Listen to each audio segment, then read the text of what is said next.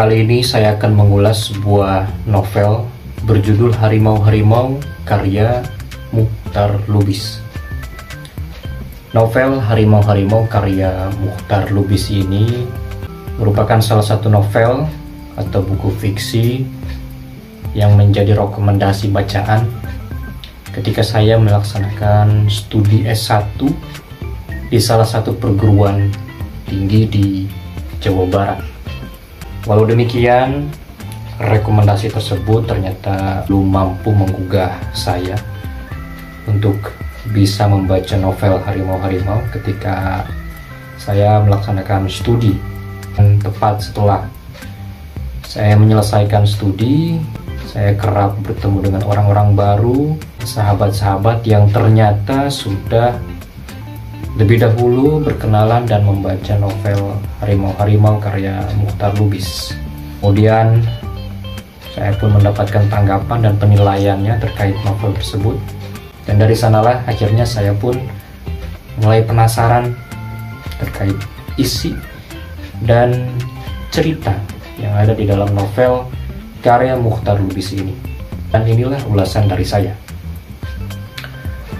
Novel Harimau-Harimau karya Muchtar Lubis merupakan novel yang pada dasarnya bercerita tentang pengakuan serta penebusan dosa.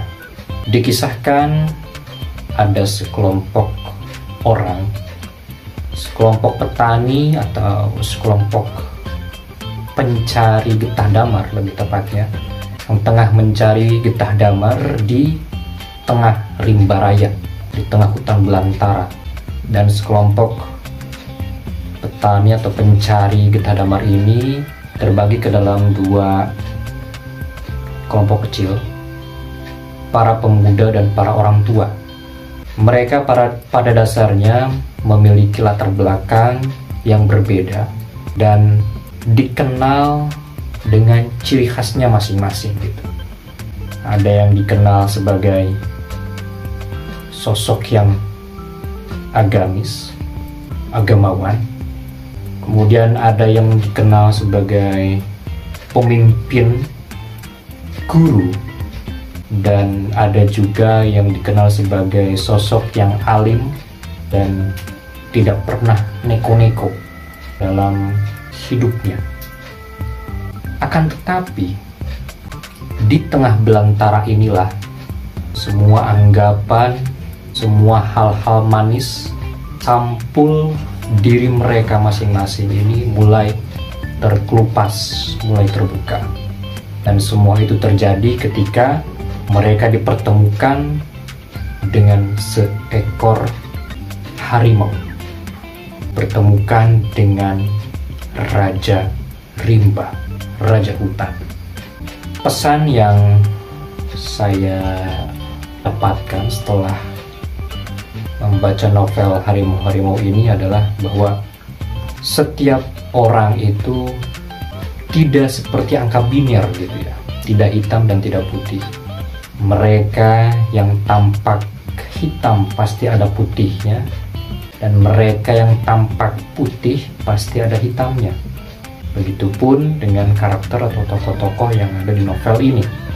Selain itu, setelah membaca novel ini, saya juga mendapatkan pesan bahwa sebagai seorang manusia pasti akan semakin dekat dengan Yang Maha Kuasa, dengan Tuhan, ketika dirinya mulai terancam.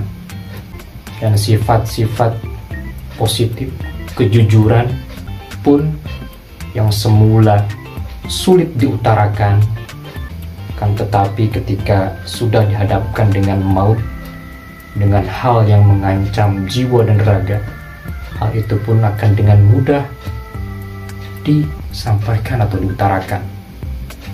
Namun terkadang ada juga gitu ya sekelompok orang yang tetap kukuh pendirian, walaupun maut sudah ada di depan mata, tetapi tetap tidak bisa membuka diri, tidak bisa mengakui segala dosa dan melakukan penebusan terhadap kesalahan-kesalahan di masa lalunya.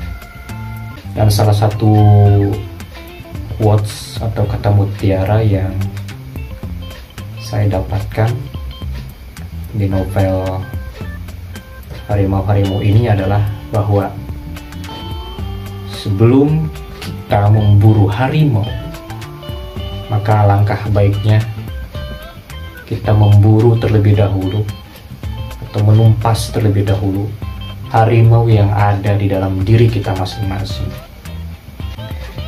Selain itu, ada sebuah masukan atau kritikan saya terhadap novel karya Mokhtar Lubis ini.